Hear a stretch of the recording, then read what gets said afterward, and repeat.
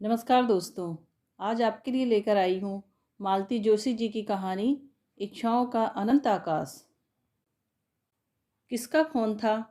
मैंने पूछा। अवस्थी जी का। मिसेज नारंग नहीं रही क्या? मेरी तो चीख ही निकल गई। चीखो मत, ये झल्लाए। बिना बात एकदम हाइपर हो जाती हो। चीखूंगी नहीं। अभी शाम को तो हम दोनों मंडी से हफ्ते भर की सब्जी लेकर आई हैं। और अब वो वाली मिसेस नारंग नहीं, पहले वाली। इन्होंने खुलासा किया तो मेरी उखड़ी सांसें सम पर आ गई। मैंने कसीले स्वर में कहा, पहले वाली के मरने जीने से हमें क्या मतलब है? ये अवस्थी जीना कभी कभी ज़्यादा ही सोशल बनने लगते हैं। उनका कोई कसूर नहीं है। नारंग साहब ने उन्हें फ़ोन करके सूचना दी है और घर पर बुलाया है। साथ ही मेरे लिए भी कहा है कि शर्मा जी को भी लेते आएं। मैं चलूं? मैंने डरते डरते पूछा। देख लो, उनकी मिसेज आ रही हो तो तुम भी चली चलना। हम लोग अभी अभी खाना खाकर उठे थे। अपने पसंदीदा सीरियल्स इत्मीनान से देखने के लिए मैं आजकल इन्हें जल्दी खिला देती हूँ। यो टीवी डाइनिंग टेबल के सामने ही है, पर इन्हें खाना खाते समय टीवी देखना एकदम नापसंद है। कहते हैं तुम्हारा दिमाग और आंखें उसी में घुसी रहती है। ना ढंग से खाती हो न खिलाती हो। वैसे भी खाना खाते समय रोना धोना, चीख पुकार मुझे जरा भी अच्छी नहीं लगती। जल्दी जल्दी टेबल समेटते हुए मैं इनके बाहर जाने की प्रतीक्षा कर रही थी। एक एक क्षण मुझ पर भारी पड़ रहा था। कभी कभी सोचती हूँ, जब टीवी नहीं था लोग अपना बुढ़ापा कैसे काटते होंगे। पर तब बुढ़ापा इतना एकाकी निस्संग थोड़े ही रहता होगा। घर बेटे बहुओं से, नाती पोतों से भरा रहता होगा। राम नाम जपने तक की फुर्सत नहीं मिलती होगी। मैं टीवी का बटन ऑन करने जा ही रही थी कि फ़ोन बज उठा था। फिर तो सारा मूड ही हवा हो गया। साड़ी बदल लूं? मैं पूछने को हुई, पर फिर चुप लगा गई। शादी को इतने साल हो गए हैं, पर अब तक मैं यह अंदाज़ा नहीं लगा पाती हूँ कि ये कब किस बात पर उखड़ जाएंगे। गेट पर ताला डालते हुए देखा। अवस्थी जी लोग बगल वाले गेट पर खड़े हैं। शायद हमारी ही प्रतीक्षा कर रहे थे। ठीक तो है, ऐसे मौक़ों पर अकेले जाने की हिम्मत नहीं पड़ती। कोई साथ हो तो अच्छा रहता है। यही तो असमंजस और भी ज़्यादा था। जिस औरत को कभी देखा नहीं, जाना नहीं, उसी के पुरसे में जाना पड़ रहा था। गेट पार कर हम बरामदे में पहुंचे। डरते डरते बेल का बटन दबाया। नारंग साहब शायद इंतजार ही कर रहे थे। दरवाज़ा फौरन खुल गया और वे हमें भीतर लिवा ले गए। भीतर अजब नज़ारा था। 3-4 लोग बैठे थे, पर सन्नाटा पसरा हुआ था। नारंग साहब ने समय जाया नहीं किया। उस स्तब्धता को भंग करते हुए परिचय की औपचारिकताएं पूरी की। 2 उनके साले थे, एक साड़ू भाई और बुजुर्ग से सज्जन मामा ससुर थे। फिर हम लोगों की ओर मुखातिब होते हुए बोले, ये लोग मेरे पड़ोसी ही नहीं परम मित्र भी हैं। मैं चाहता हूँ आप अपनी बात इनके सामने ही कहें। मैं अपना जवाब भी इन लोगों के सामने ही देना चाहूँगा। पहले तो वे एक दूसरे का मुंह ताकते रहे। फिर एक ने, शायद साले ने, गला साफ किया और कहना शुरू किया, पिछली रात शिकागो में मेरी दीदी का स्वर्गवास हो गया।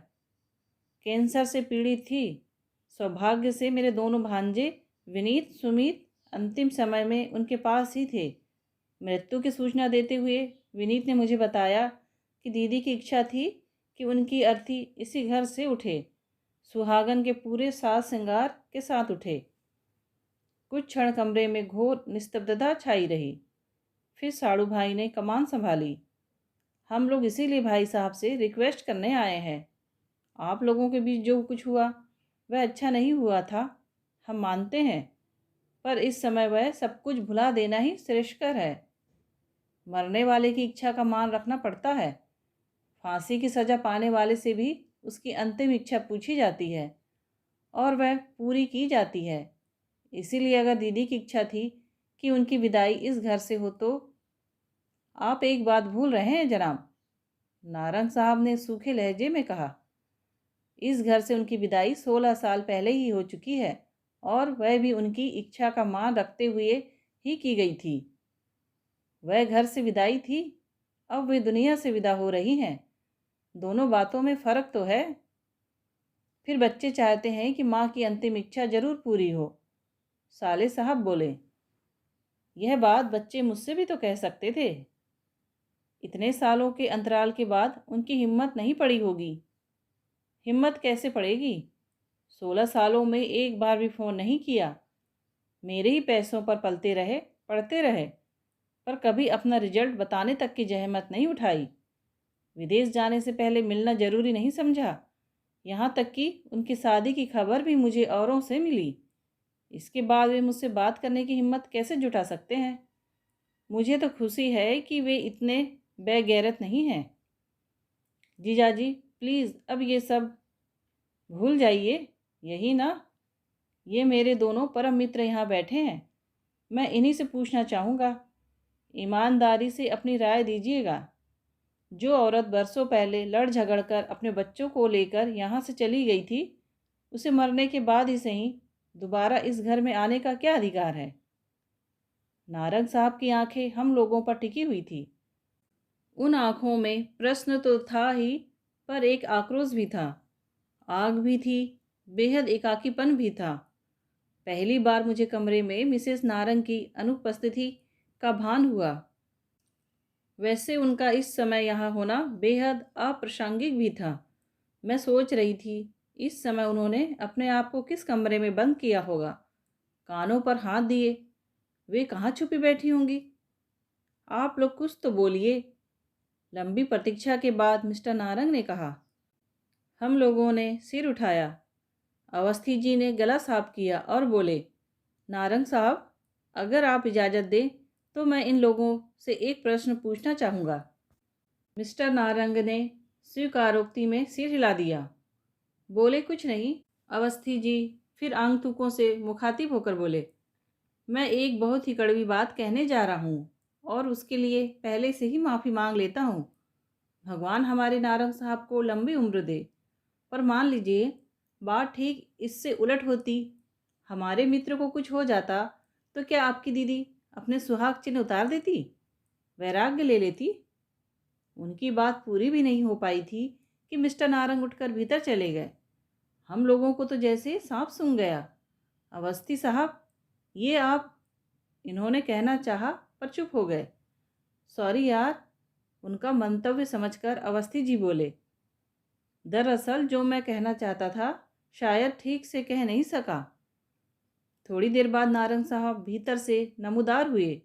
उनके हाथ में जरी वर्क वाला एक पर्स था। उसे साले को सौंपते हुए बोले, अभी अवस्थी जी ने सुहाग चिन्हों की बात की तो मुझे याद आ गया। मैडम जाते समय ये सारी चीज़ें मेरे मुंह पर फेंक कर चली गई थी। शादी की कोई याद, कोई चिन्ह वे अपने साथ नहीं रखना चाहती थी। अब मरने के बाद उन्हें सुहागन बनने का शौक चल रहा है, तो ये रख लो, अपनी बहन का मन भरकर श्रृंगार करना। पर जिया जी, दीदी की इच्छा इस घर से विदा होने की थी। तो क्या तुम्हारी दीदी की ही इच्छा सर्वोपरि है? मेरी इच्छाओं का कोई मोल नहीं है। क्या मृत्यु उसे सारे आरोपों से बरी कर देगी? वे अनगिनत पल जो मैंने अकेले गुजारे हैं, उनका हिसाब कौन देगा? दो दो बेटों के होते हुए भी मैं निसंतान बुढ़ापा काट रहा हूँ। ये जवाबदेही किसकी है? भाई लोग तो इस आक्रामक रवैये से खौफ खाकर चुप हो गए थे, पर मामा जी बोल पड़े, बेटा तुम्हारी तरह वह भी अकेली ही थी और अंत तक अकेली ही रही। नहीं, वह कतई अकेली नहीं थी। नारंग साहब ने एक एक शब्द पर जोर देते हुए कहा, वह कतई अकेली नहीं थी। उसके बेटे उसके साथ थे और अंत तक थे। और अगर आपका इशारा मेरे दूसरे विवाह पर है तो जान लीजिए, अकेलापन भी कभी कभी बर्दाश्त से बाहर हो जाता है। आदमी उसे बांटने पर मजबूर हो जाता है। ऊपर बच्चे आपसे बात करें।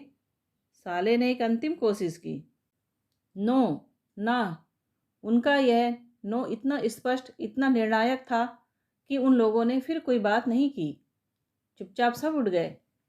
शिष्टाचारवश हम लोग भी खड़े हो गए, पर उन्हें दरवाजे तक छोड़ने कोई नहीं गया, नारंग साहब भी नहीं। उनकी गाड़ी जब तक गेट पार करके चली नहीं गई तब तक हम लोग वैसे ही खड़े रहे, मौन अविचल, जैसे किसी शोक सभा में श्रद्धांजलि दे रहे हों।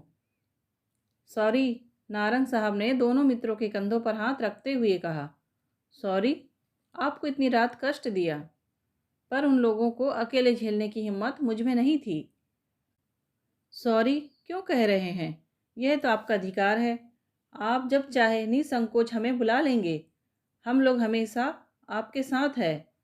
अच्छा चलें, टेक केयर। और हम लोगों ने भारी मन से अपने घर की राह ली। रात भर नींद नहीं आई। वह अनदेखी अनजानी औरत बार बार रूप बदलकर सपनों में आती रही। समझ में नहीं आ रहा था कि जिस घर को वह बरसों पहले छोड़ गई थी, उसके प्रति इतना मोह क्यों? जिस पति के लिए मन में इतना तिरस्कार था, उसके नाम से फिर मांग भरने की जिद क्यों? क्या यह प्रतिशोध का कोई नया तरीका था, या कि पछतावे की प्रतिक्रिया थी, या कि मन में किसी कोने में अब भी पति के लिए प्रेम दुबका बैठा था?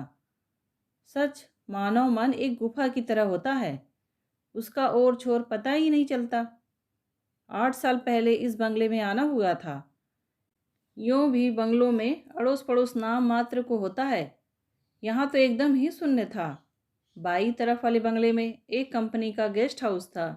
दाईं तरफ नारंग साहब रहते थे, जो तलाकशुदा थे। मुझे इतनी कोफ्त हुई थी कि बता नहीं सकती, लेकिन नारंग साहब के साथ इनकी अच्छी पटरी बैठ गई थी।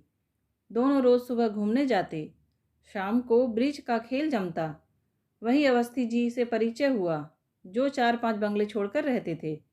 जब पुरुष वर्ग अपने खेल में मगन होता, मिसेस अवस्थी अपनी बोरियत दूर करने मेरे पास आ जाती। हम लोगों में अच्छा बहनापा हो गया था। फिर एक दिन सुना कि नारंग साहब शादी कर रहे हैं। तर्क वितर्कों की जैसे बाढ़ सी आ गई। किसी ने कहा इसी औरत के कारण पहली वाली छोड़कर चली गई, लेकिन फिर 10 साल बर्बाद करने की क्या ज़रूरत थी? तलाक के बाद तुरंत शादी कर सकते थे। किसी ने कहा दिवंगत मित्र की पत्नी है, उसे सहारा देने के लिए यह कदम उठाया है। किसी ने कहा ऑफिस की सहकर्मी है। शादी के बाद एक छोटी सी पार्टी देकर नारंग साहब ने पत्नी को मित्रों रिश्तेदारों से विधिवत मिलवाया। तभी इन विवादों का, अफवाहों का दौर शांत हुआ। नई वाली मिसेस नारंग मुझे देखते ही भाग गई। हम लोगों की खूब अच्छी ट्यूनिंग जम गई। उनकी कहानी वही थी जो आधुनिक भारत की 40% कन्याओं की होती है। पिता की अकाल मृत्यु, कोमल कंधों पर घर परिवार का भार, भाई बहनों को एक एक कर निपटाते हुए अपने बारे में सोचने का समय ही नहीं मिला। जब सारी जिम्मेदारियों से फारिग हुई तो पता चला उम्र 45 को छू रही है। तब भाई बहनों ने पहल की, ब्यूरो में नाम लिखवाया, अखबारों में विज्ञापन दिया। जांच पड़ताल के बाद नारंग साहब का नाम फाइनल हुआ और वे मेरा पड़ोस गुलजार करने आ गई। यह सुख उन्हें जीवन में इतनी देर बाद मिला था कि अपनी इतने बरसों वाली पुरानी नौकरी उन्होंने एक झटके के साथ छोड़ दी।